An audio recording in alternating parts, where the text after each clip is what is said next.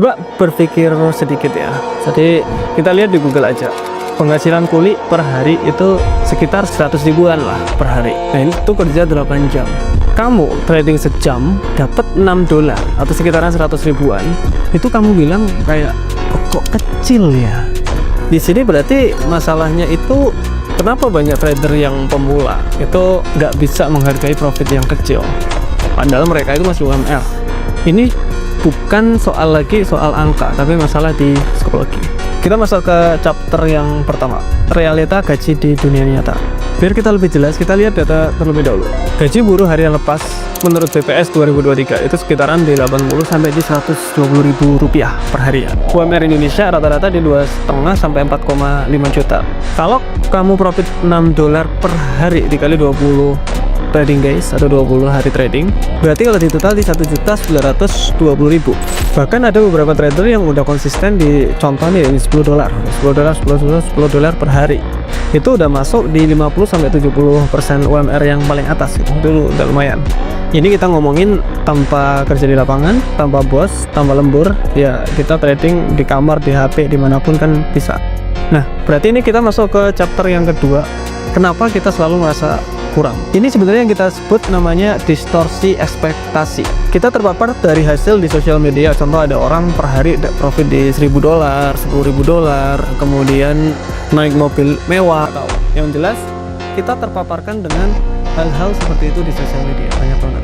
Dan selalu kita bandingkan proses kita dengan hasil mereka. Ingat, proses kita dengan hasil mereka. Ketika kita membandingkan diri kita dengan orang lain, pasti ekspektasinya terlalu tinggi, dolar. Nah, disinilah kenapa kita selalu merasa sangat-sangat kurang. Padahal ketika contoh nih, UMR di 3 juta, contoh aja ya. Kemudian setelah 3 juta kita di trading dapat contoh di 1,5. Itu udah separuh dari gaji Anda. Kalau kita terus banding-bandingin di situ, kita bakalan naikin resiko over trading, kemudian pinjam modal, entah itu pinjam di bank, pinjam di temen dan lain-lain. Itu pasti pinjam terus-menerus karena mereka pengen ekspektasinya ke sana. Nah, kita masuk ke chapter yang ketiga, cara berpikir seorang trader profitable.